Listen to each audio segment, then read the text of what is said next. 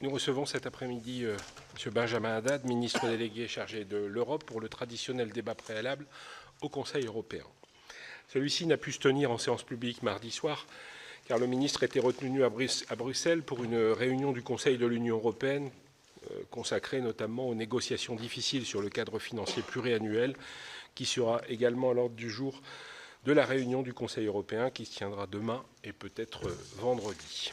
Monsieur le ministre, vous le savez que la Commission des affaires européennes a exprimé de fortes réserves sur la proposition présentée par la Commission européenne le 16 juillet dernier, tant sur la nouvelle architecture proposée que sur le financement de certaines politiques, en particulier la PAC et la politique de cohésion, sans oublier bien sûr la pêche.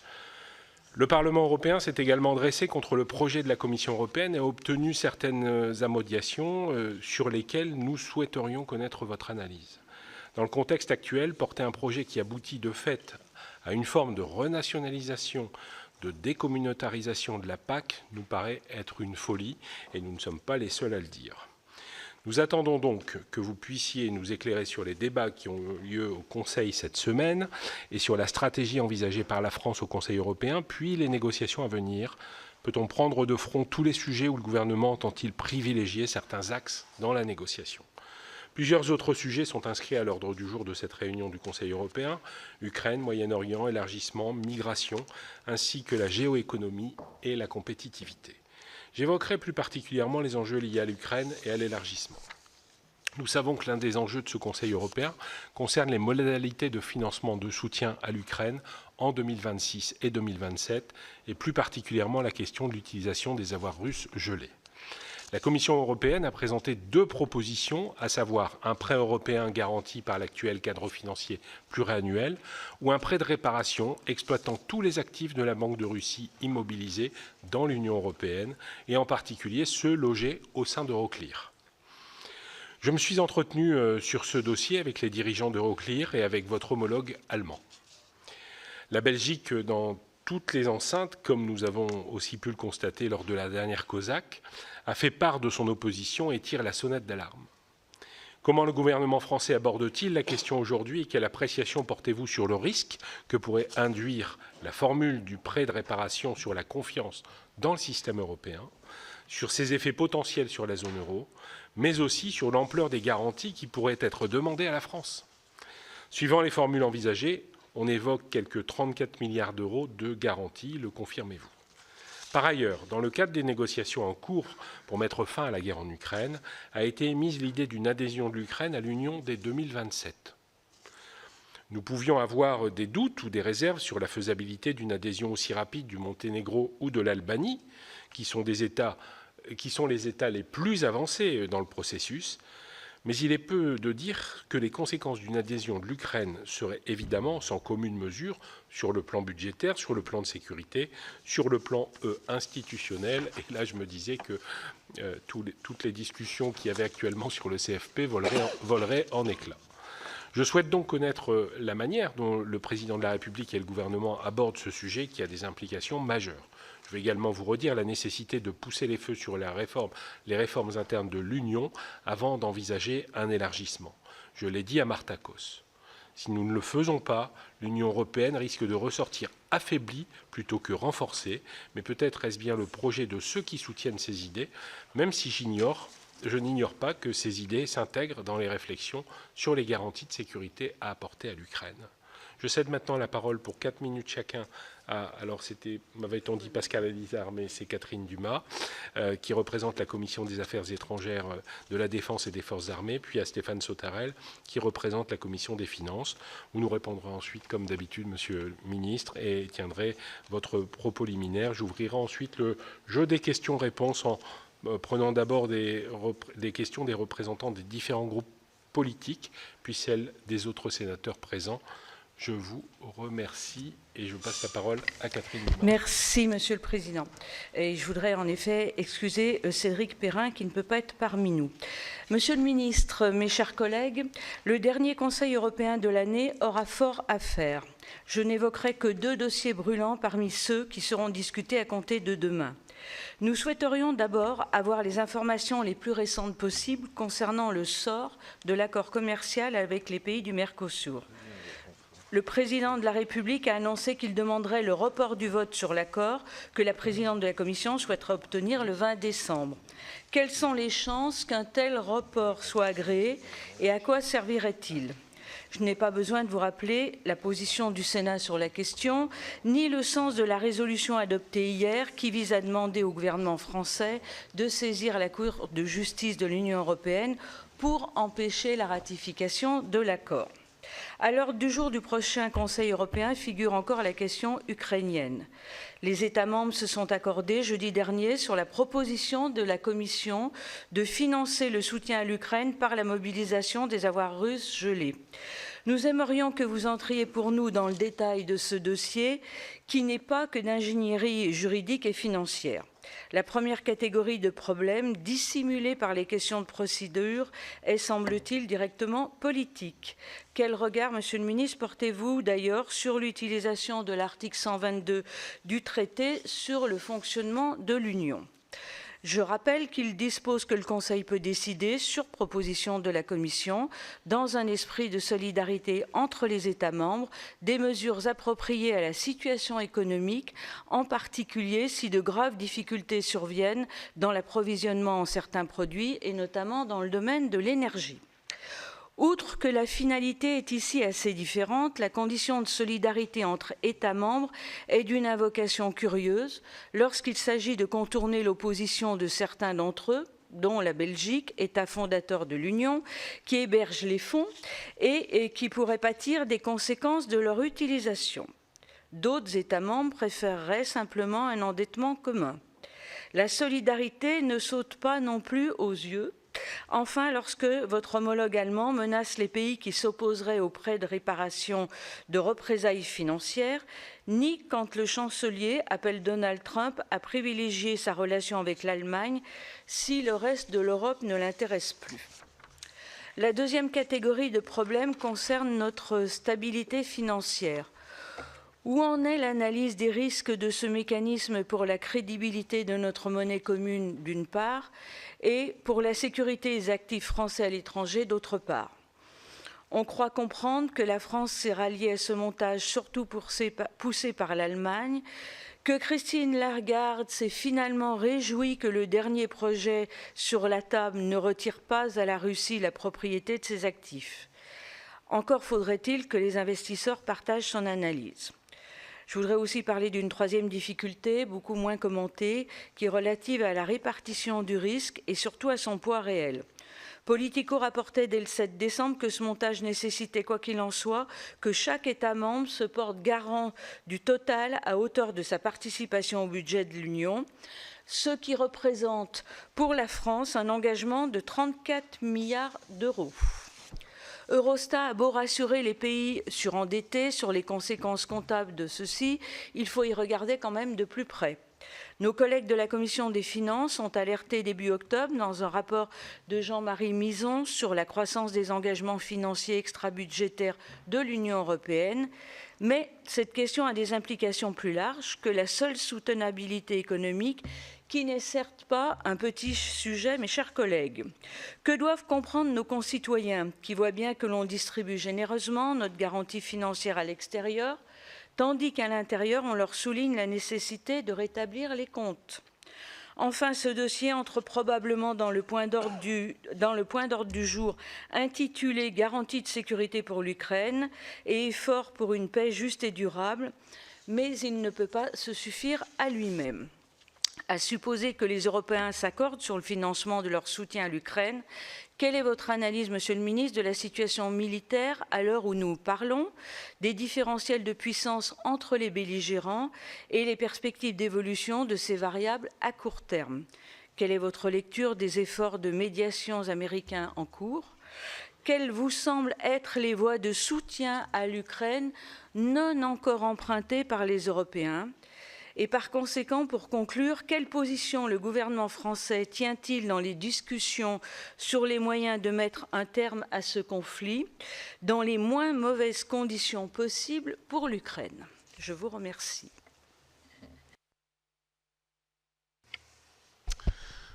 Merci, Monsieur le Président, Monsieur le Ministre, mes chers collègues. À mon tour d'excuser le Président Raynal qui ne pouvait être disponible pour ce rendez-vous. La prochaine réunion du Conseil européen porte sur deux sujets auxquels la Commission des finances attache une attention particulière, le financement de la guerre en Ukraine et le prochain cadre financier pluriannuel. S'agissant de l'Ukraine, tout d'abord, le FMI estime que ce pays aura besoin de 135 milliards d'euros en 2026 et 2027. Début décembre, le commissaire Dombrovskis a proposé deux solutions pour que l'Union européenne soit à la hauteur de l'enjeu et apporte le financement nécessaire. Un emprunt commun et un prêt de réparation. Dans le premier cas, il s'agirait pour l'Union d'émettre de nouvelles obligations, ce qui n'a pas été fait depuis le plan de relance Next Generation EU. Dans le second, l'Union européenne s'appuierait sur les soldes de trésorerie des actifs russes immobilisés essentiellement au sein de la société belge Euroclear.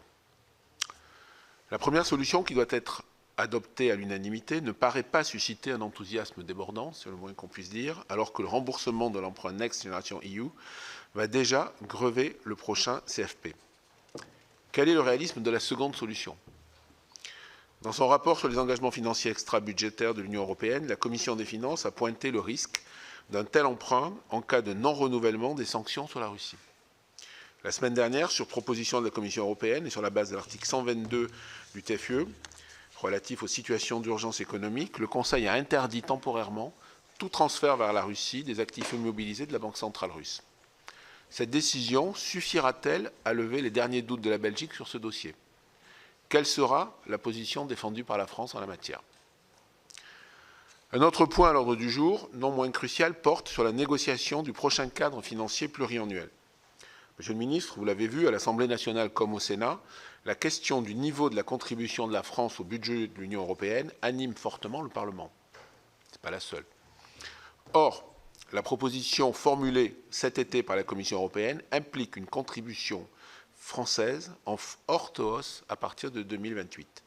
En effet, alors que le prélèvement sur recettes en faveur de l'Union européenne devrait s'élever en moyenne à 25,7 milliards d'euros par an pour la France pour le CFP 2021-2027, il passerait à 38 milliards d'euros à partir de 2028, soit une hausse moyenne annuelle de près de 50%.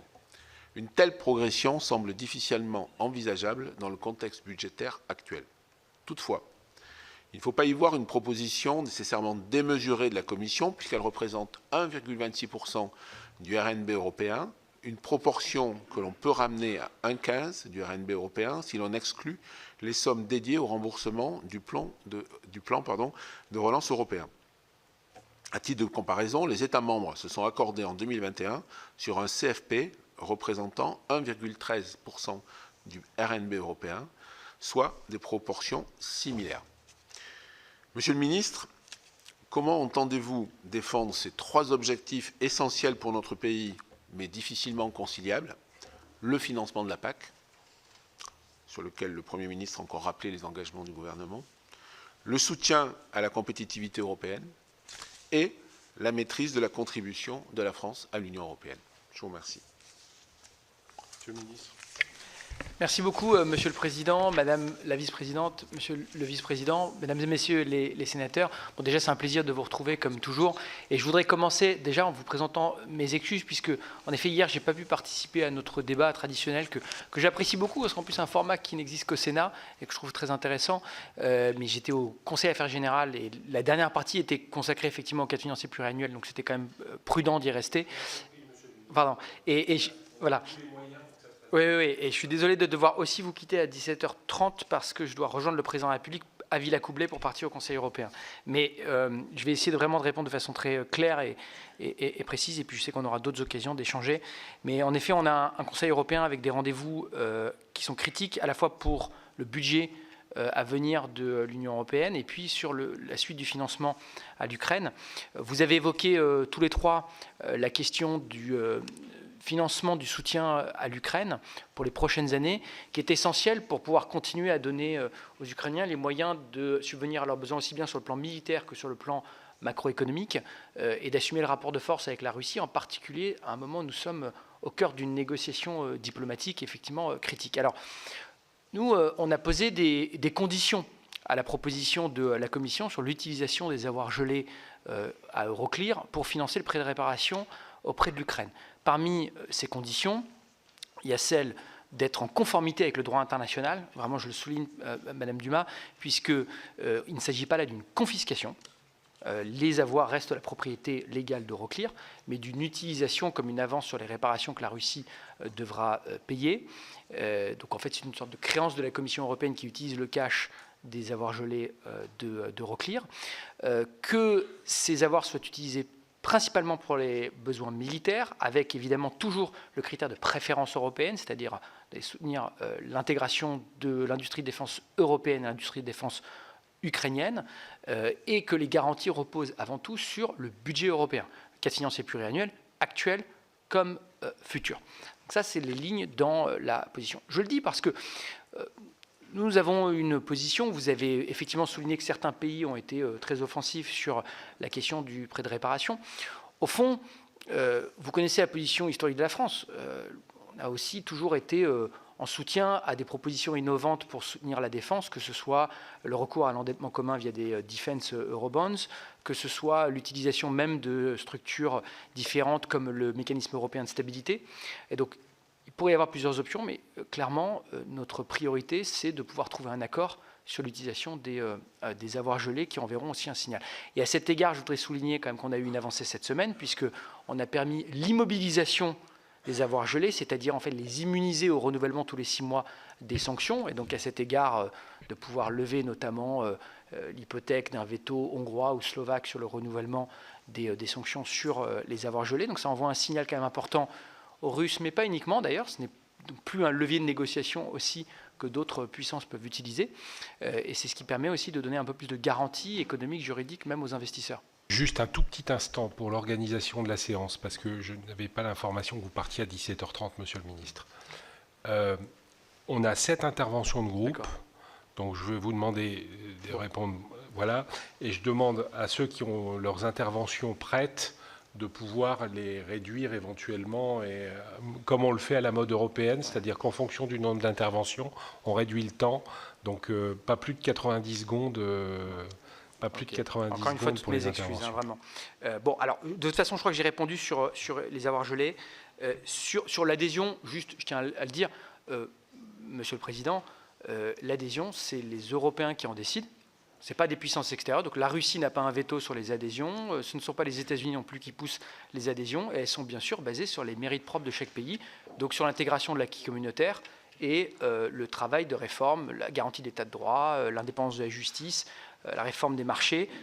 On a eu hier une conférence intergouvernementale avec le Monténégro qui a fermé 5 chapitres. Le Monténégro avance dans la voie des réformes, mais évidemment, on n'impose pas des calendriers arbitraires qui ne soient pas liés au travail qui est fait sur les réformes sur la base des mérites. Donc moi, je vais être extrêmement clair là-dessus. Sur le cadre financier pluriannuel, qui est évidemment sujet majeur qui va être discuté au Conseil européen. On a besoin d'un budget qui répond aux besoins d'investissement de l'Union européenne dans nos priorités. L'investissement dans l'innovation et la compétitivité de l'Union européenne, la défense et le spatial, bien sûr, et préserver les revenus de nos agriculteurs et de nos pêcheurs. Parce qu'en effet, on oublie parfois la pêche quand on en parle.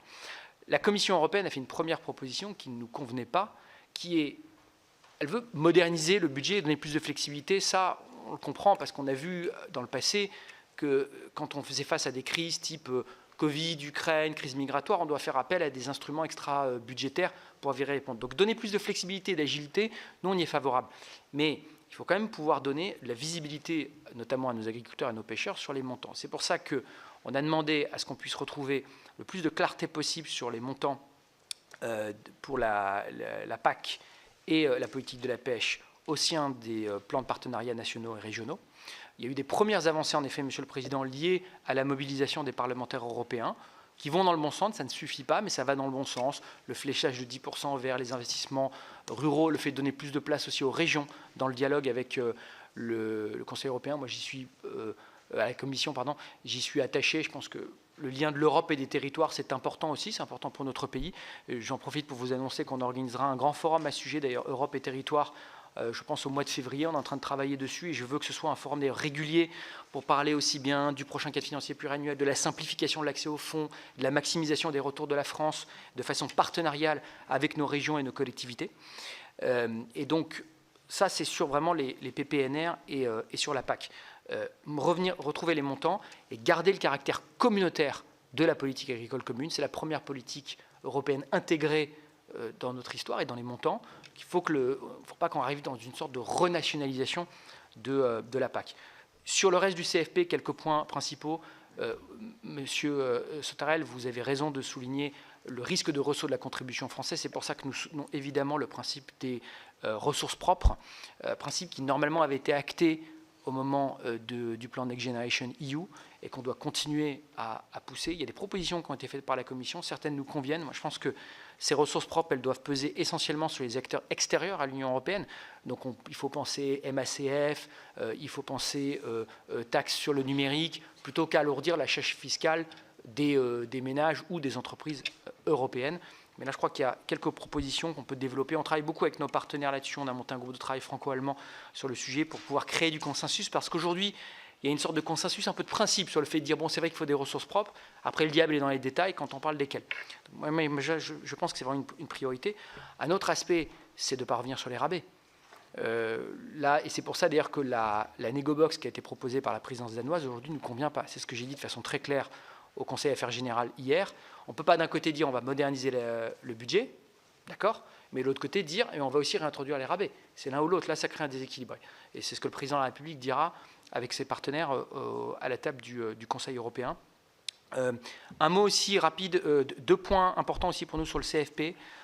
Retrouver aussi l'intégration de nos outre-mer, les régions ultra-périphériques, qui aujourd'hui ont un peu disparu du CFP. Et donc on peut penser par exemple à des fonds comme le POSEI. Donc là aussi, c'est important de pouvoir le retrouver en propre. Et puis la question de la préférence européenne, je le mentionnais tout à l'heure sur l'Ukraine, principe transversal que l'on défend sur l'industrie, dans la compétitivité, même dans les fonds de cohésion, et aussi bien sûr sur la défense spatiale. J'en profite pour souligner que dans la révision du règlement auto qui a été proposée hier par la Commission européenne, se retrouve ce qu'on appelle le contenu local, fondamentalement le Made in Europe, qui avait été bien sûr poussé par la France et qui était une priorité. Je pense que j'ai fait les principaux points que vous aviez mentionnés. Ah, pardon, le Mercosur. Je savais qu'il manquait l'éléphant dans la pièce. Bon, sur le Mercosur, rapidement, vous avez entendu le Premier ministre qui s'est exprimé en question gouvernement aujourd'hui de façon très claire. Nous avons dit qu'aujourd'hui, le compte n'y est pas sur les demandes qui ont été formulées par la France pour pouvoir protéger nos agriculteurs face à la concurrence déloyale dans le cadre du Mercosur, et je rajouterai dans le cadre des accords de libre-échange en général. La clause de sauvegarde, c'est-à-dire le frein quand les importations déstabilisent les filières. Cette clause de sauvegarde a été adoptée par le Parlement européen. Ça, c'était vraiment poussé par la France. Elle a même été renforcée par rapport à la proposition de la Commission européenne. Donc ça, c'est une avancée concrète. Mais ce qu'on a demandé aussi, c'est des mesures de réciprocité, les fameuses mesures miroirs. C'est-à-dire ne pas laisser rentrer des produits avec des résidus, des seuils de pesticides, les fameuses limites maximales résiduelles, ou d'additifs alimentaires qui sont interdits en Europe sur le territoire, interdits de production en Europe sur le territoire européen. Ça, c'est quand même un principe de base et qui d'ailleurs s'appliquera après à tous les échanges commerciaux au fond de l'Union européenne, et de renforcer les contrôles dans les pays exportateurs et puis les contrôles directement dans nos ports, à Anvers, à Rotterdam. Il faut sortir de la naïveté. Nos partenaires le font, les Américains le font, les Chinois le font. Donc c'est au fond totalement en phase avec ce qu'on porte depuis toujours. C'est une Europe qui, certes, est ouverte à des partenaires commerciaux, mais se donne les moyens, sans naïveté, de défendre ses intérêts et d'assumer des normes de réciprocité et de loyauté. Aujourd'hui, le compte n'y est pas. Ça a été d'ailleurs aussi répété, je voudrais le dire, par la présidente du Conseil italien, Mme Meloni, aujourd'hui. Nous avons d'autres pays européens qui partagent cette ligne. Et donc, en l'état, on ne voit pas pourquoi on examinerait ce Mercosur cette semaine, comme c'était prévu initialement, mais on attend encore des propositions très concrètes de la part de la Commission européenne avant de pouvoir s'exprimer. Merci beaucoup. Ouais. Sur des sujets comme ceux-là, qui durent depuis 25 ans, voir que l'accélération se fait dans les dernières secondes, c'est assez inquiétant sur le fonctionnement de l'Union. C'est mon point de vue.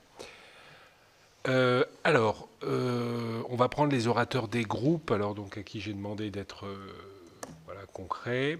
Je demande donc dans l'ordre à Pascal Gruny et Didier Marie de s'exprimer en premier. Je prendrai tous les groupes, monsieur le ministre. Et après, les orateurs pourront poser des questions. Donc j'ai 7 groupes représentés. Donc on commence par les groupes et ensuite les sénateurs qui veulent poser des questions. Madame Gruny, puis Monsieur Marie. Donc de manière très concise, comme vous l'avez bien, demandé, mais n'est-ce pas, Monsieur le Président? Je vous sais très sérieuse, Madame. Oui, évidemment, évidemment. Donc je vais aller très vite. Sur le CFP, comment recevez-vous, Monsieur le Ministre, la proposition des rapporteurs du Parlement européen qui viennent de suggérer que son enveloppe reste inchangée dans son volume, mais qu'elle soit consacrée uniquement au programme budgétaire de l'Union? Remboursement du plan de relance se ferait par le biais d'un instrument séparé et surtout supplémentaire. Leur intention est bien sûr louable pour préserver les politiques traditionnelles, mais cela représenterait une augmentation de près de 10% du volume financier. Quelle est la position de la France à ce sujet? Sur la contribution budgétaire dont a parlé Stéphane Sautarel, moi j'ai une question. Est-ce qu'on entend un parti politique dire qu'il va baisser la contribution? Donc, qu'est-ce que vous dites à ce sujet? Sur la PAC, j'ai entendu Monsieur le Premier ministre tout à l'heure, le C qui était parti reviendrait, donc ça veut dire une machine arrière, que nous, on souhaite bien entendu. Est-ce qu'on peut en être sûr? Et sur le Mercosur, moi, je suis assez dubitative parce que, sincèrement, moi, j'étais députée européen en 2009. La place de la France, à l'époque, était vraiment centrale, moteur, et aujourd'hui, ne l'est plus. Qu'en pensez-vous? Didier Marie se prépare Brigitte Deveza. Merci, Monsieur le Président. Merci, Monsieur le Ministre. Le contexte géopolitique avec l'accélération de l'agression russe et maintenant les pressions et ingérences américaines montrent la faiblesse de l'Union européenne actuellement. Et les orientations de la Commission et du Conseil nous inquiètent, que ce soit en matière de défense, de modèle démocratique, de politique commerciale, d'écologie, d'agriculture ou encore de numérique. À cela s'ajoute un constat malheureux, qui est celui du recul de l'influence de la France au sein des 27 et de l'impossibilité pour le président de la République de peser sur les choix du Conseil. Vous avez évoqué le Mercosur, alors que le Parlement français a quasi unanimement rejeté cet accord. Certes, la France va voter contre, mais elle est tellement isolée aujourd'hui qu'elle est dans l'incapacité de réunir une minorité de blocage. Et que ce soit demain ou après-demain, malheureusement, ce Mercosur sera ratifié. Et c'est un nouveau couteau planté dans le dos de nos agriculteurs qui souffrent aujourd'hui d'une crise sanitaire particulièrement difficile. Mais c'est aussi une entorse supplémentaire aux politiques de lutte contre le dérèglement climatique. Ceci s'ajoute à la boulimie de simplification de la Commission, à laquelle la France ne s'oppose pas, voire l'encourage. Une simplification administrative que chacun appelle de ses voeux, mais qui s'accompagne là aussi malheureusement d'une vague de dérégulation et de détricotage du Green Deal. Quand même délicat d'annoncer une stratégie industrielle verte et en même temps de décider de mettre fin aux véhicules, de mettre fin à l'objectif de fin des véhicules thermiques en 2035, même si tout ceci est accompagné de quelques mesures pour atténuer l'annonce. Et il est quand même compliqué aussi, d'un côté, de soutenir la quasi-disparition du devoir de vigilance, du reporting extra-financier, et puis de l'autre, d'annoncer, vouloir continuer de défendre les accords de Paris qui sont battus en brèche, ainsi que de défendre les clauses miroirs qui n'ont aucun écho au sein de la Commission. Un mot sur le cadre financier pluriannuel, même si ça a déjà été évoqué. J'aimerais, Monsieur le Ministre, que vous puissiez nous préciser les lignes rouges du gouvernement et votre capacité à réunir une majorité pour les faire respecter. Pour notre part, nous sommes hostiles à la politique fonds contre réforme. Nous sommes hostiles, et nous l'avons déjà dit à plusieurs reprises, à la fusion de la PAC et de la politique de cohésion, à la baisse des crédits. Et sans budget renforcé, sans ressources propres nouvelles, l'Union européenne ne pourra pas relever les défis auxquels elle est confrontée. Un dernier mot, Monsieur le Président, sur les migrations. Un accord récent nous inquiète avec le durcissement de la directive retour et de la politique migratoire, avec 2 mesures emblématiques, le renvoi dans des pays sans lien de connexion avec la personne qui est arrivée dans l'Union européenne, et la mise en place de centres de retour externalisés. Nous plaidons pour des standards de protection des droits de l'homme élevés, et ce n'est pas le chemin que prend aujourd'hui l'Union européenne, et j'aimerais aussi que la France plaide pour le respect de ces standards. Alors, pour le groupe UC, Brigitte Deveza, elle se prépare pour le groupe des Indépendants, Louis Vogel. Merci Monsieur le Président. Monsieur le Ministre, merci. Alors, comme il faut faire vite, je ne vais pas répéter ce que viennent de dire mes collègues précédemment. Vous avez notamment répondu à la question de la clause de sauvegarde, Monsieur le Ministre, principe de réciprocité et renforcer les contrôles. Néanmoins, il y a une question quand même que nous avons évidemment, qui est demandée à la quasi-unanimité de l'Assemblée nationale et du Sénat. Il s'agit évidemment de la saisine que nous avons que nous avons sollicitée. Pouvez-vous nous indiquer quand le gouvernement entend opérer cette saisine ? De quelle manière? Merci d'y répondre. Je ne reviendrai pas sur le CFP puisque ça a été évidemment demandé notamment par mes collègues sénateurs. Je souhaite quand même aborder sur ce volet commercial de ce Conseil européen pour, dans le prolongement du soutien à nos agriculteurs, porter une proposition contre la malbouffe. J'ai beaucoup travaillé sur ce sujet au Sénat et je pense qu'il serait bon d'élargir le Nutri-Score, dont on parle très souvent, que nous avons ici en France sur l'ensemble du territoire de l'Union européenne. Enfin, ça permettrait, j'espère, de multiplier les prises de conscience sur notre continent au fléau des fast-foods et de la mauvaise nutrition. Et je peux vous dire que ce n'est pas un vain mot, c'est un véritable enjeu de santé publique.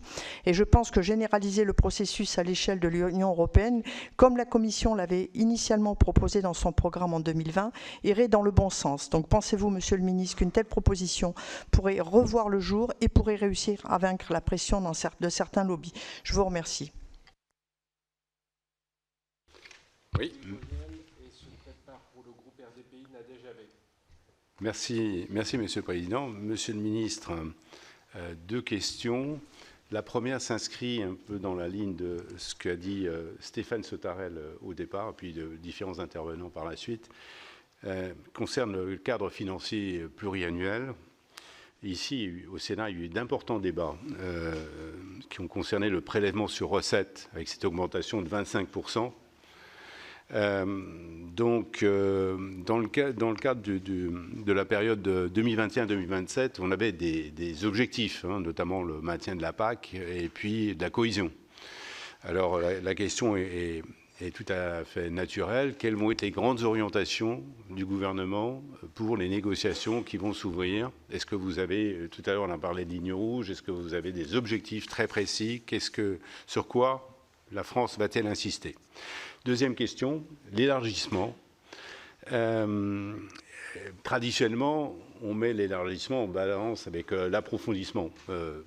Plus d'élargissement, moins d'approfondissement, plus d'approfondissement, moins d'élargissement. Il semble qu'aujourd'hui, avec la guerre en Ukraine, la Commission européenne veuille de nouveau faire de l'élargissement un objectif majeur. Alors, je vous avais déjà posé la question la dernière fois. Qui dit élargissement dit réforme de fond de nos institutions, parce qu'on ne peut pas continuer comme ça. Sinon, plus aucune décision ne pourra être prise dans le cadre des institutions actuelles.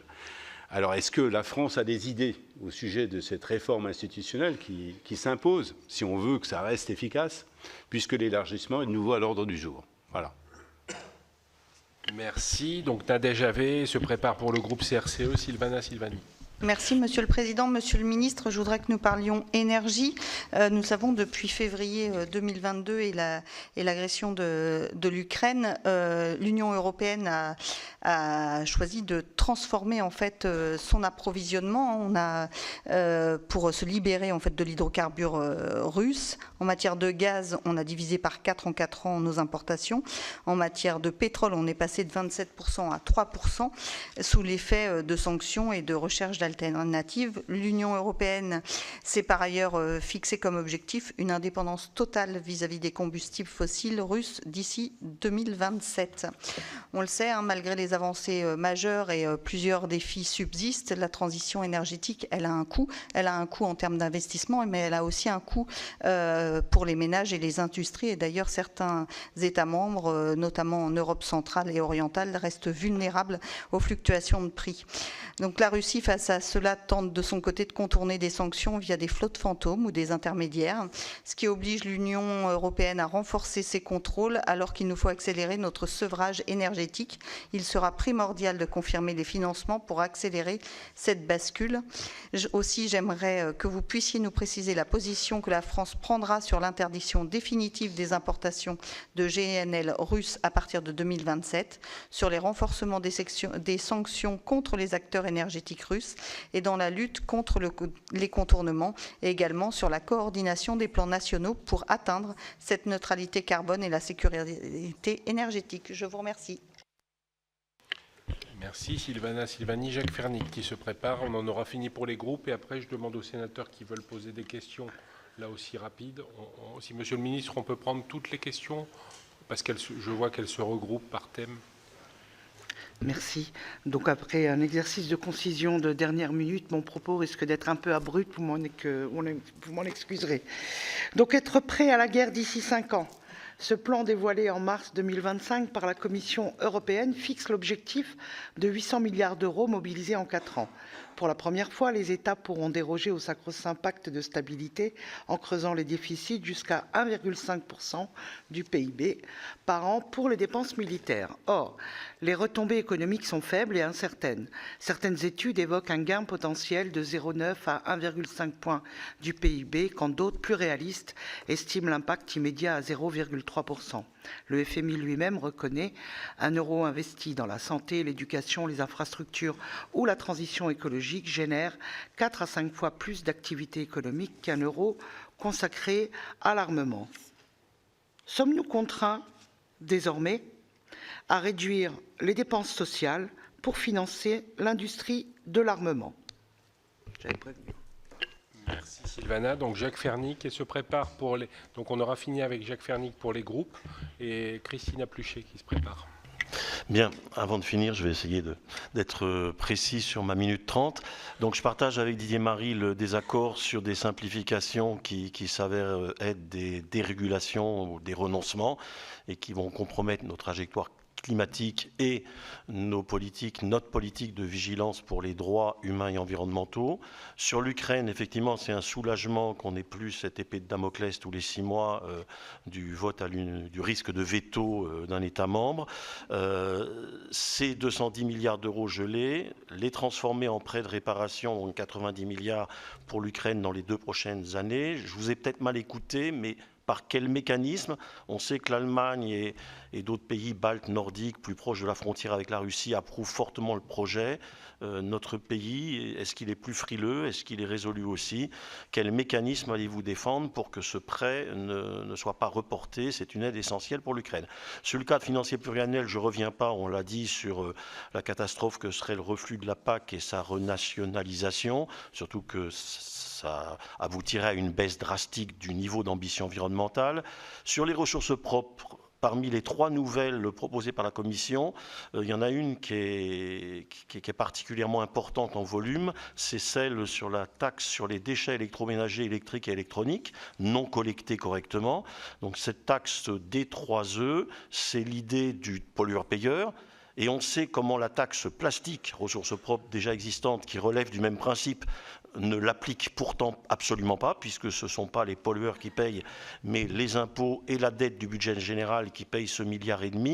Et même cette année, au budget, la proposition de la modeste taxe plastique sur les éco-organismes n'aboutira manifestement pas. Donc comment faire en sorte que ces ressources propres relevant du pollueur-payeur et incitant à accélérer nos trajectoires vers l'économie circulaire ne soient pas dévoyées? Je passe sur la géoéconomie, mais sur le Mercosur, parce que là, on est effectivement dans une phase fatidique. Le Sénat a été sans ambiguïté, notre président l'a rappelé tout à l'heure en QHG, dans la volonté de s'y opposer. Sans ambiguïté, on ne peut pas dire que c'était la réponse du ministre du Commerce extérieur. On a surtout entendu dans ces circonvolutions le refus de saisir la Cour de justice de l'Union européenne. Donc j'entends que la France s'opposerait à une volonté de passer en force de la Commission, mais s'y opposer en baroud d'honneur en sachant qu'il n'y aura pas de blocage. Hier, le le Parlement européen a voté un amendement effectivement intéressant sur l'article 12 bis, avec quelque chose qui ressemble fort à la mesure miroir et de la clause de sauvegarde un peu plus robuste que ce qu'on avait. Si ça saute en trilogue, ou si c'est détricoté, ça serait effectivement désastreux et ça mettrait von der Leyen en situation de pouvoir paraffer en dépit de la France. Donc est-ce que la France va effectivement être en mesure de retrouver de la puissance politique et de bloquer ce scénario qui serait désastreux? C'est le message fort que souhaitait la résolution du Sénat. Merci, Monsieur le Président. Alors, Monsieur le Ministre, moi, je voulais attirer votre attention, en fait, sur le cadre financier pluriannuel de la PAC. C'est vrai que depuis plusieurs années, on voit les marges des agriculteurs qui s'effondrent. Et on a aujourd'hui vraiment de nombreuses exploitations qui sont au bord de la rupture. Alors, pourquoi? Parce qu'il faut le dire, il faut le rappeler aujourd'hui, c'est important, la PAC a été divisée par 2, pour la plupart depuis 10 ans. On a une chute des cours, on a des coûts de production qui flambent. Et demain, on a aussi la perspective de cette taxe carbone, aujourd'hui qui va encore accentuer la problématique. Mais il faut le rappeler, la PAC a été divisée par 2 depuis 10 ans. Et je pourrais vous relever, je serais prête à vous fournir même un certain nombre de relevés pour preuve. Alors dans ce contexte, la baisse des aides PAC combinée à l'ouverture accrue des marchés Ukraine, Mercosur et l'empilement de contraintes européennes fait peser un risque majeur, non seulement économique, mais aussi politique. Alors sans une PAC réellement renforcée, l'Europe prend le risque de sacrifier l'agriculture française et avec elle une part essentielle de sa crédibilité et de sa souveraineté alimentaire. Alors une question très simple, Monsieur le Ministre, mais extrêmement importante pour nos agriculteurs aujourd'hui. Très concrètement, êtes-vous prêt à défendre à Bruxelles une augmentation substantielle du budget de la politique agricole commune, augmentation qui est plus que justifiée alors que l'agriculture traverse une crise majeure? Merci. Merci. Karine Daniel, puis Marta Tsidrac pour terminer la liste.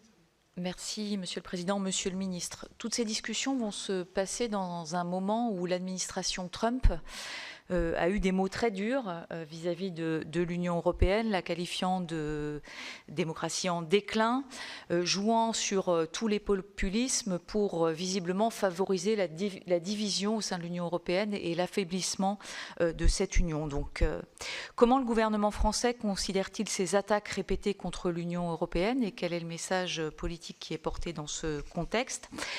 Quelle stratégie de réponse commerciale et diplomatique coordonnée la France entend-elle promouvoir au niveau européen pour défendre nos industries, nos emplois, nos normes et pour éviter une spirale des mesures protectionnistes destructrices du commerce transatlantique?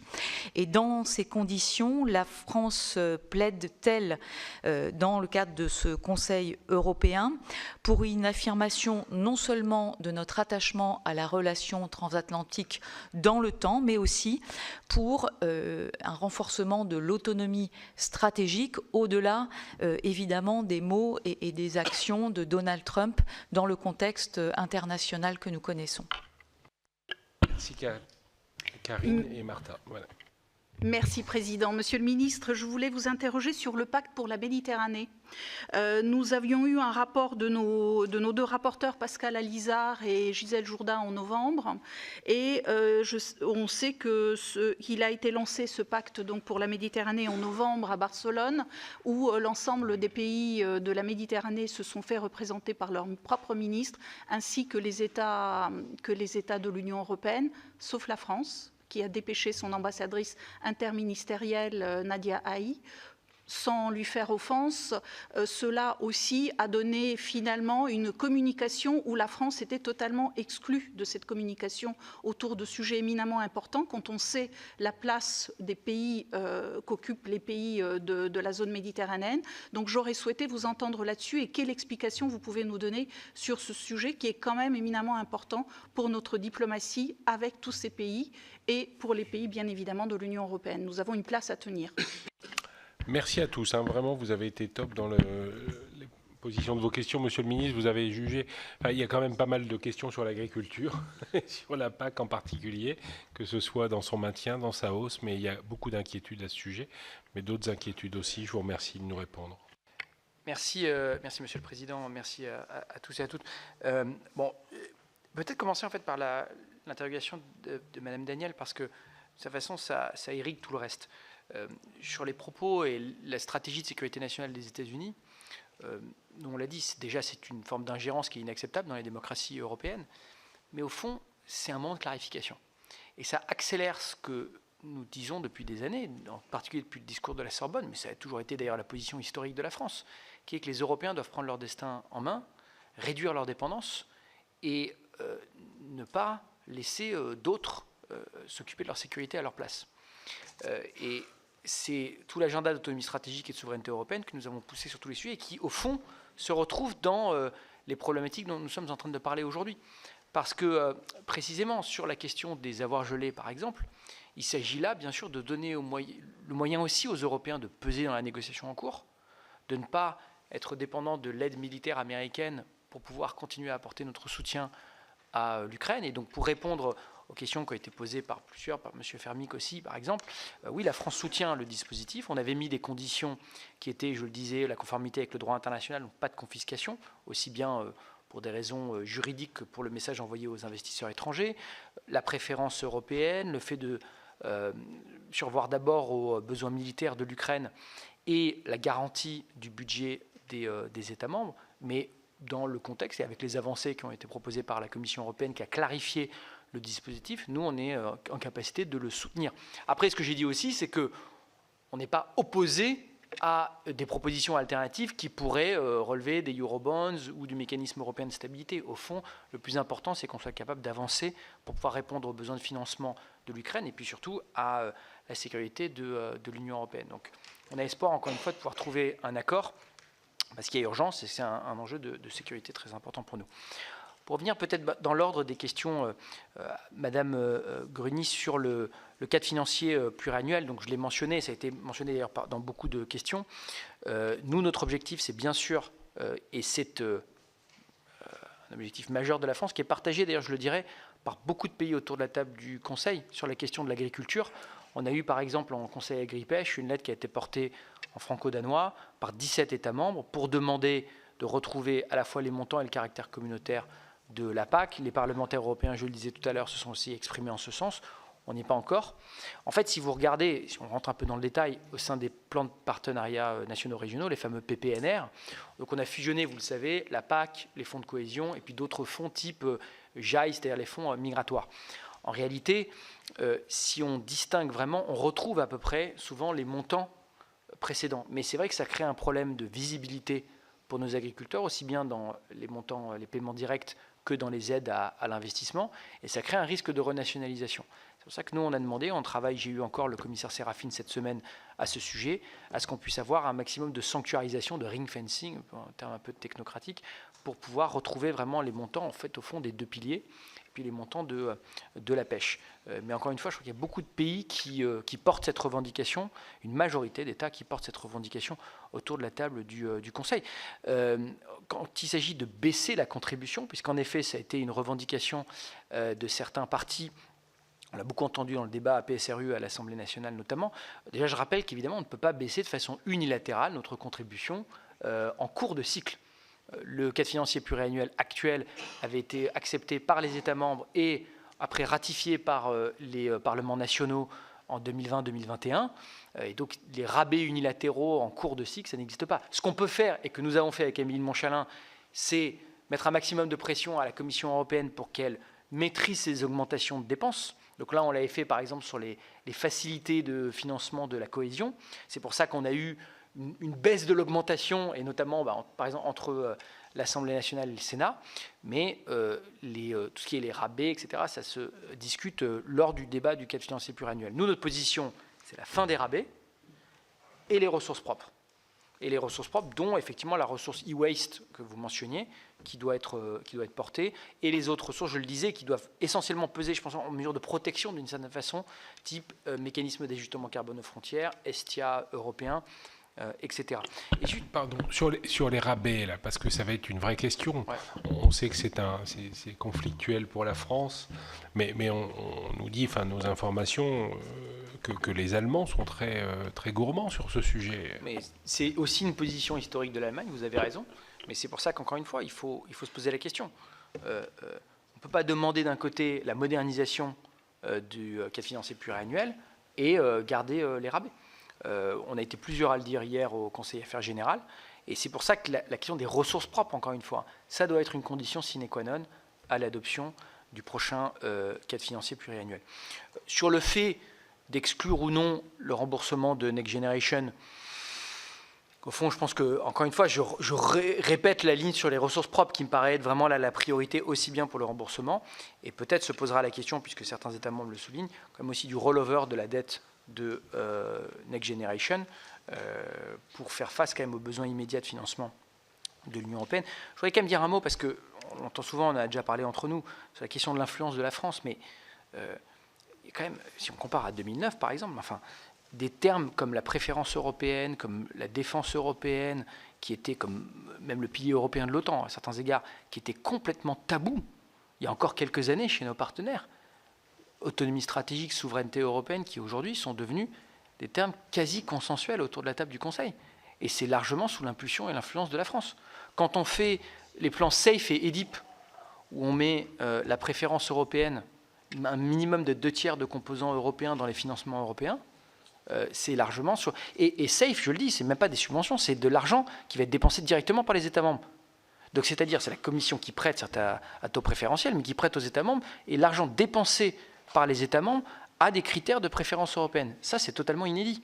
Et ce qu'on a réussi à cranter aussi sur la question de l'automobile, c'est la même chose, c'est le soutien au contenu local et de dire, si on fait face à de la concurrence déloyale de surcapacité chinoise subventionnée qui arrive sur le marché européen type véhicule électrique, on est capable, 1, de mettre des tarifs, ce qu'on a fait il y a quelques mois, et 2, de pouvoir aussi soutenir le contenu créé en Europe.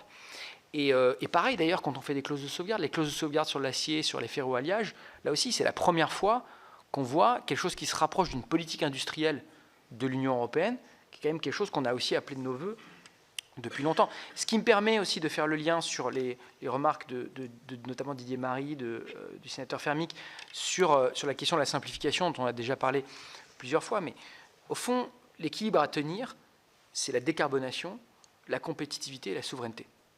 Et je pense que si l'un de ces piliers manque, tout l'édifice s'effondre. Si vous faites le Green Deal sans apporter le pragmatisme et la simplification, l'accompagnement des acteurs économiques, mais c'est tout l'édifice qui va s'effondrer. Je veux dire, si vous dites on va donner comme objectif à nos entreprises, à nos constructeurs automobiles d'investir dans l'électrique et la fin de la vente de véhicules thermiques neufs d'ici 2035, mais qu'en même temps ils font face à une concurrence encore une fois subventionnée de la part de la Chine, et donc tout ça se fait par la désindustrialisation, c'est 13 millions d'emplois en Europe, 850 000 emplois directs et indirects la filière auto en France. Alors, si on ferme des usines, mais croyez-moi, vous aurez des acteurs politiques partout en Europe, et malheureusement c'est déjà le cas dans beaucoup de pays, qui émergeront pour dire on met fin à tout. Et on sort du truc, et on se remet dans la main des importations d'hydrocarbures de la Russie. Donc nous, ce n'est pas ce qu'on souhaite, mais la question c'est comment on aide à l'investissement, à l'incitation, et on peut mettre des flexibilités. Et je précise que dans les flexibilités qui ont été introduites sur le paquet auto, ce n'est pas le retour au thermique, hein, les 10%. C'est du e-fuel, c'est de l'hybride rechargeable, c'est de l'hydrogène vert. Donc c'est de dire on ne fait plus du tout électrique, ça c'est vrai, mais on se donne plus de flexibilité pour continuer à atteindre les objectifs de décarbonation. Donc ça, je pense que c'est quand même vraiment important. Sur les migrations, notre position, c'est d'abord la mise en œuvre la plus rapide possible du pacte asile-immigration. Et là, il y aura des échéances très importantes en 2026. Effectivement, le règlement retour. Et à cet égard, la France soutient le travail qui a été fait sur le règlement retour pour pouvoir renforcer les moyens pour l'expulsion et donner plus de marge de manœuvre aux États membres. En revanche, sur la question des centres de retour, là, effectivement, on a un certain scepticisme, même sur l'efficacité et le coût des centres de retour. Donc que des États membres, à titre national, décident de mettre en œuvre des centres de retour, bon, de toute façon, c'est leur décision souveraine. Mais en revanche, on ne souhaite pas qu'il y ait de l'argent européen qui vienne financer ces centres de retour. Sur le lien de connexion, on soutient aussi la fin du lien de connexion pour l'expulsion, mais encore une fois, sur le centre de retour. Et puis je rajoute les règles, le cadre constitutionnel français, qui fait que bien sûr, on ne peut pas, contrairement à ce que certains pays souhaitent, faire du traitement de la demande d'asile à l'étranger. Donc on ne peut pas décentraliser le traitement de l'asile, mais on peut en revanche avoir des centres d'expulsion. Monsieur le ministre, sur le pacte asile-immigration et la nécessité finalement d'aboutir, c'est une bonne chose. Mais ce que je veux dire aussi, c'est qu'on va devoir mettre en conformité notre droit français. Et on sait très bien que la montagne est énorme au titre du CESEDA. On commence à avoir des échanges là-dessus. C'est près de 300 articles à changer dans le CESEDA, ce qui va être un travail énorme. Donc même si le pacte asile-immigration est voté vite, on aura, nous, une conformité au droit français qui ne sera pas immédiate. Alors, vous avez raison qu'effectivement, on va avoir un travail de transposition qui est important. Mais ça, d'une certaine façon, ce sera aussi quand même un rendez-vous de vérité, parce que est-ce qu'on se retrouve avec des forces politiques qui, parce que ça vient de l'Europe, s'opposeront à des mesures de renforcement de la politique migratoire et de renforcement des frontières extérieures de l'Union européenne? De toute façon, je pense que ça permettra aussi de mettre carte sur table sur les positions des uns et des autres. Quand Mme Le Pen dit s'opposer au règlement retour en disant ça donne plus de pouvoir à l'Union européenne sur les retours, c'est exactement l'inverse. Ça donne plus de flexibilité aux États membres pour les expulsions. Mais c'est assez intéressant parce que ça démontre une volonté de ne pas avancer sur ces sujets, de bloquer ces sujets, plutôt que de voir l'Union européenne apporter des réponses concrètes à une demande des citoyens qui est la maîtrise des frontières extérieures de l'Union européenne. Parce que, encore une fois, c'est un petit peu comme ce que je disais sur le Green Deal tout à l'heure. L'alternative, ça va être le retour des frontières nationales et ça va être la désagrégation de Schengen, ce que nous ne souhaitons pas.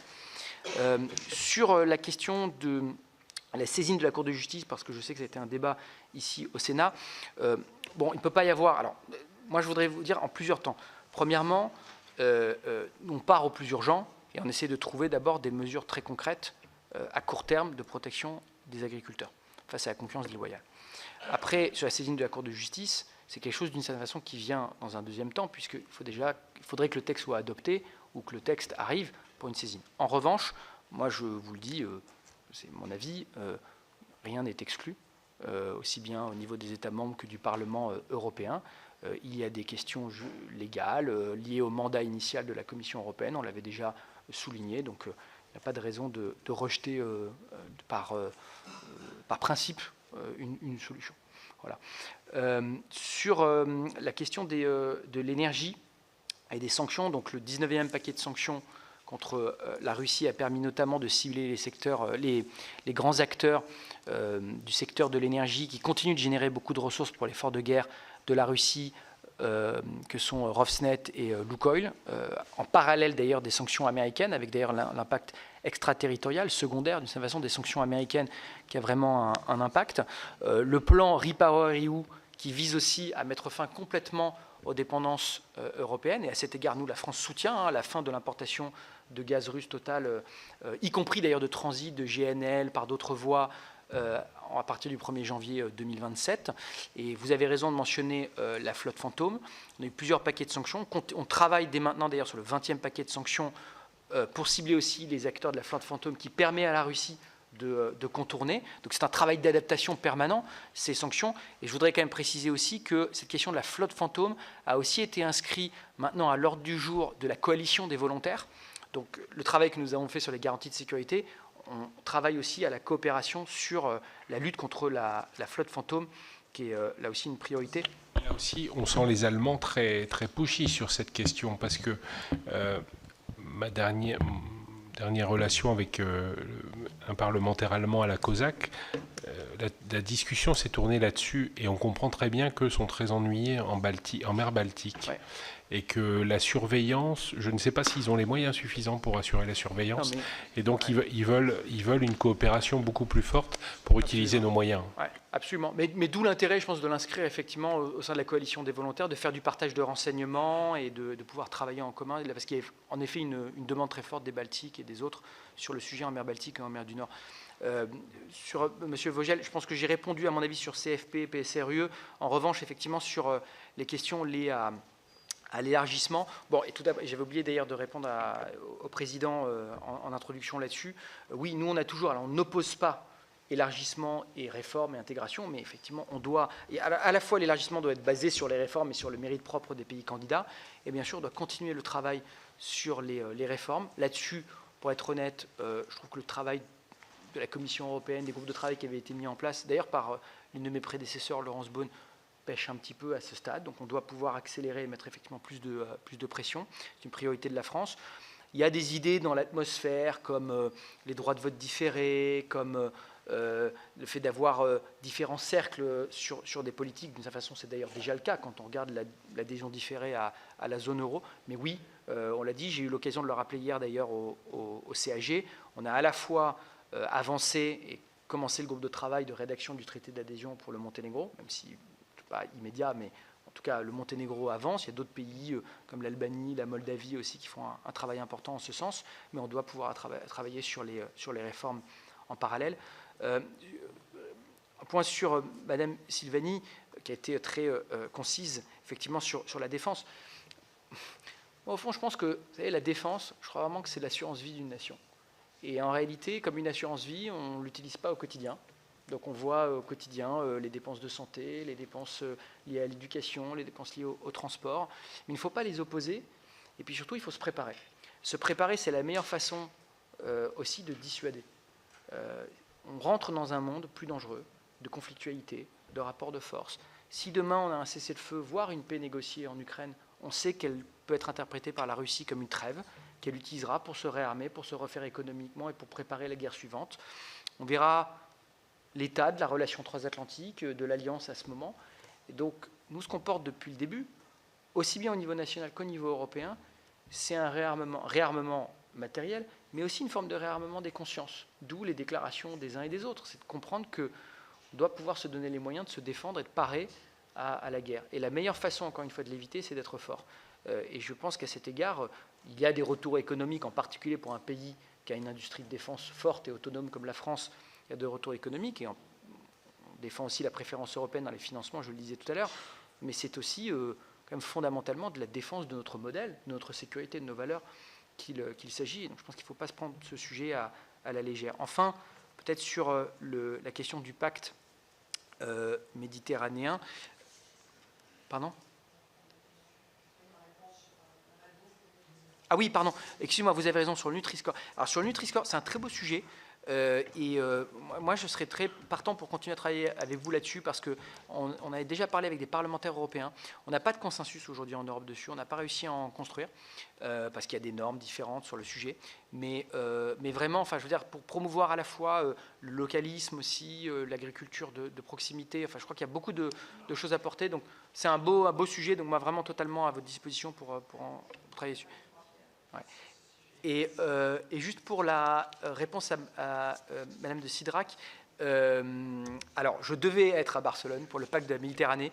J'ai dû remplacer le ministre Jean-Noël Barrot au Forum Indo-Pacifique, qui est un sujet que nous portons aussi à Bruxelles, et lui-même était avec le président Zelensky, le président de la République, à Paris pour recevoir le président Zelensky et les pays du E3. Donc, mais en revanche, nous soutenons l'effort sur le pacte de la Méditerranée. J'ai eu l'occasion, moi, d'en parler à plusieurs reprises avec la commissaire Chouika. Rapprocher les deux rives par des échanges économiques, du co-développement, une université commune. Donc c'est un sujet effectivement qui sera évoqué demain. Oui. On a présidé cette année à la COSAC, la France, avec Pierre-Alexandre Anglade, la réunion sur la Méditerranée. Bon, on ne sait pas trop où on va. Voilà. On passe la balle aux Chypriotes. Ouais. Là, j'espère qu'ils essaieront de sortir quelque chose de plus positif, mais pour l'instant, on n'était pas trop en mesure de porter des éléments forts sur cette question. Aussi, sur la question d'Erasmus, peut-être, et de la capacité à nos étudiants de bouger. Il y a Pierre Cuypers qui voulait poser quelque chose. Oui, sur la PAC, oui, sur l'augmentation de la PAC, Monsieur le Ministre. Christina Pluchet a posé la question. C'est vrai que c'est un sujet qu'elle évoque souvent. Voilà. Mais je pense que c'est tenu aussi au fait qu'on ait des ressources propres et la suppression des rabais pour permettre d'augmenter le budget. Sinon, de toute façon, ce sera une contribution des États qui sera demandée en plus. Donc, Christina, on répond à la question. Et puis, il y a donc Pierre Cuypers qui veut poser une question aussi. Oui, Monsieur le Ministre, vous avez évoqué tout à l'heure, en fait pas tout à l'heure, vous l'avez évoqué il y a quelques semaines, à la Commission des affaires économiques où nous vous avons auditionné sur la taxe carbone et la taxe azote qui, à partir du 1er janvier 2026, verra sa mise en application. Vous avez affirmé à cette occasion qu'il y avait des produits de remplacement par rapport à l'azote. Alors je voudrais ici très solennellement vous dire qu'il n'y a aucune solution de remplacement à l'azote actuellement. Je ne comprends pas que vous puissiez affirmer des choses qui sont complètement hors de la réalité. Il n'y a pas de solution, aucune. Ça veut dire que l'entreprise agricole, dans son ensemble, quels que soient les modes de culture, aujourd'hui, ne pourra pas se priver d'azote, mais elle ne pourra pas l'utiliser parce que c'est beaucoup trop cher et que notre économie va sombrer, mais très rapidement, et que vous aurez dans l'année 2026 la plupart des comptabilités agricoles dans le rouge. Oui, alors, non, mais juste là-dessus, parce que j'ai à aucun moment évoqué cette... non, attendez, je vous ai écouté, laissez-moi répondre, monsieur le sénateur. À aucun moment, je n'ai évoqué cette solution comme une sorte de solution sine qua non qui permettrait de répondre au sujet. Nous avons demandé, le président de la République l'avait évoqué en rencontre avec les agriculteurs, l'exemption un report en tout cas de la question des engrais dans l'application du mécanisme d'ajustement carbone aux frontières, pour permettre aussi aux acteurs et aux opérateurs de pouvoir se préparer, à la fois en diversifiant les sources d'approvisionnement, puisqu'il y a d'autres partenaires commerciaux, États-Unis, Trinité, etc., qui peuvent voir leurs droits de douane baisser et donc permettre aussi de réduire le coût d'importation, d'aider aussi à l'émergence d'une filière nationale. On a des partenaires européens qui ont des filières nationales sur les engrais, et aussi de pouvoir permettre l'accompagnement, l'investissement de filières alternatives à l'azote. Ça fait partie, encore une fois, d'un éventail de sujets. C'est pour ça que nous avons demandé, effectivement, à la fois des mesures d'accompagnement et de pouvoir exempter les engrais de l'application du MSF. En tout cas, de façon temporaire, pour pouvoir accompagner la filière. Sur juste la question de la PAC, bon, sur les montants, ce que disait le président, de toute façon, la discussion sur les montants, elle viendra plus tard dans la négociation, parce que là, on est encore en train de parler de la gouvernance, des priorités, de l'architecture. Et au fond, nous, on a toujours défendu une PAC ambitieuse. Et d'ailleurs, une PAC ambitieuse et une PAC simplifiée aussi, je dirais, parce que la question aussi sur les montants, c'est la capacité à avoir les montants et à avoir les montants en temps et en heure, aussi, rapidement. Bon. Et après, ça fera l'objet d'une négociation. Alors, ça dépend des ressources propres, ça dépend aussi du consensus que l'on pourra trouver autour de la table sur ce sujet. Vous savez qu'en tout cas, cette politique agricole commune, c'est toujours la France qui a été en première place, et c'est toujours le cas aujourd'hui, pour pouvoir réclamer une PAC ambitieuse, parce que c'est la garantie aussi, au-delà d'ailleurs du revenu de nos agriculteurs, plus fondamentalement même, c'est la garantie de la souveraineté alimentaire de notre continent. Donc ça s'inscrit aussi dans l'agenda de réduction de dépendance. Oui. Alors, sur le propos de Christina, bien sûr, moi, en fait, on va avoir deux difficultés cette fois-ci avec ce CFP tel qu'il est programmé, telle est son architecture. C'est d'être sûr que à la fois la PAC, mais aussi les fonds de cohésion, il n'y ait pas de transfert entre les deux, quoi. Et que vous savez très bien que quand on fait du regroupement, en général, c'est pour faire de l'économie derrière. Donc, nous, on devra être très, très attentifs à ça. Enfin, je veux dire, on sera, je l'espère, en mesure de vous demander des comptes, Monsieur le Ministre, en permanence sur cette question, pour savoir ce qui se passe réellement, quoi. Puis après, il y aura aussi la part nationale de retour de l'Union européenne. En part nationale, il faudra qu'on soit très attentif à ça. Enfin, les chiffres que nous a donnés Christina Pluchet sont impressionnants, expliquant que on a perdu finalement en PAC. Mais on le constate aussi, puisqu'on est à budget égal et en euros courants, on a perdu. Bien. D'autres non? Ça va? Tout le monde a eu ça? Comment? Bon. On est pas mal quand même, Monsieur le Ministre. Hein. Vous allez, je pense que pour tester plusieurs départs avec lui, effectivement. Oui. Bien, en tout cas, merci.